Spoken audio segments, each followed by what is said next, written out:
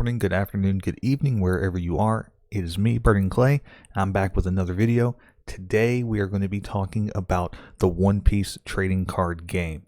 So probably a month or so ago, we got the first set of information saying that this game was going to be released. We just recently, a couple weeks ago, got a video kind of further introducing the game, giving us a few updates as far as release times.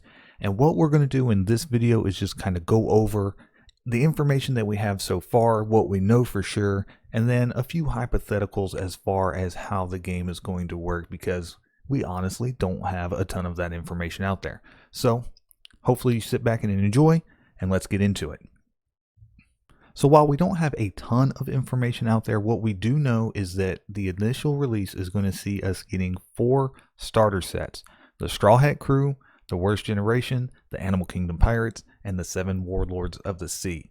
Now this will be released in Japan in July of 2022, with an English release set for the fall or winter later this year. I would definitely expect something by October, November. That way, once the holiday season rolls around, everybody will be able to pick these up and give them as gifts or just for themselves. At the same time, we're also going to get our first booster set released, OP01. Now this will be a simultaneous release with the starter sets, so you will be able to get all 4 starter sets as well as the boosters at the same time, which is really nice. It lets you know that you're going to have plenty of options as far as getting into the game, having everything that you want, and really diving deep into it from the very beginning. While we haven't had a lot of information released as far as the mechanics of the game, we did get a few images of the cards. The first release that we got was the Monkey D. Luffy card from the very original release that this game was coming out.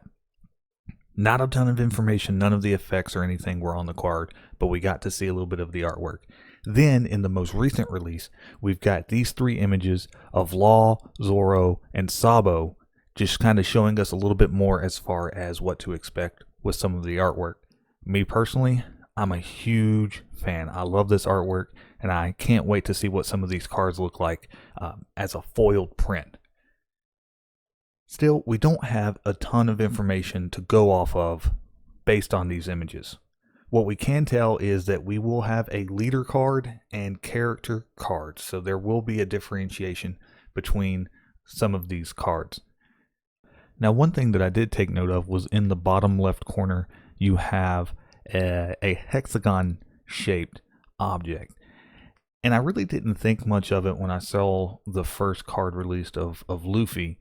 But once you see the Law card up next to the Sabo and Zoro card, you'll notice that the highlighted portion of the hexagon is different. Now, Luffy, Zoro, and Sabo all have the same portion highlighted, and they're all red cards. So I'm wondering if this is going to be part of the identification as far as colors. Now, the reason that I say that is because you'll notice that there are 6 triangles within the hexagon. The starter decks are 4 separate colors. You have your red, blue, purple, and this teal green color. We'll call it green.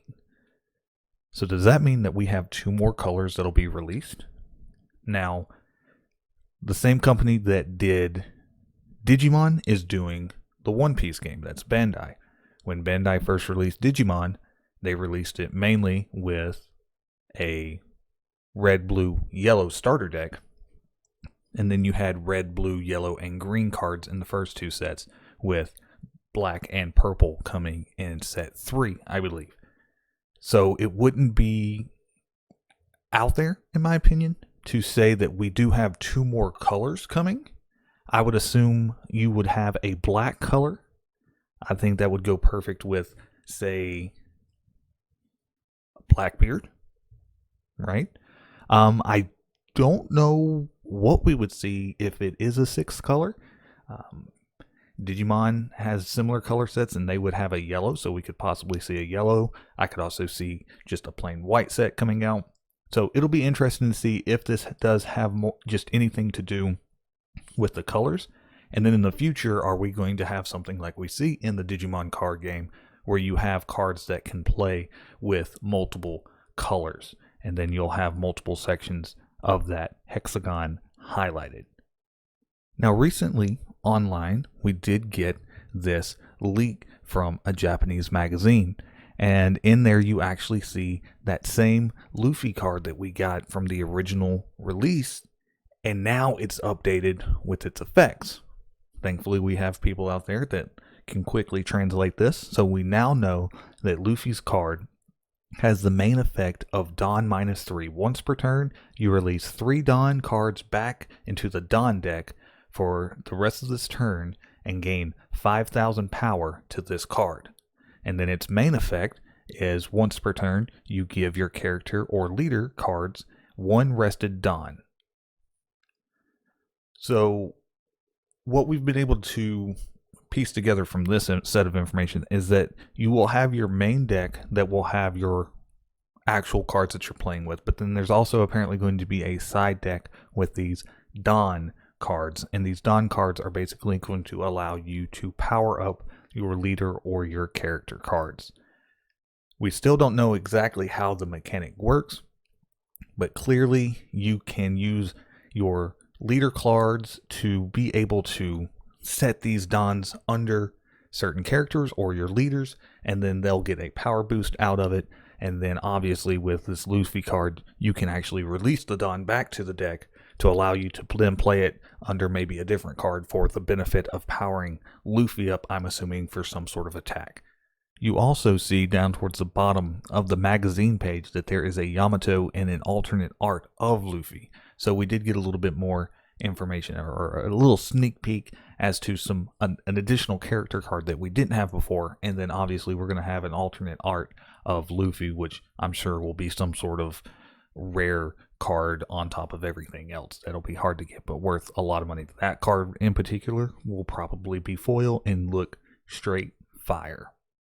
But that's really about it. Sadly, we just don't know very much about this game.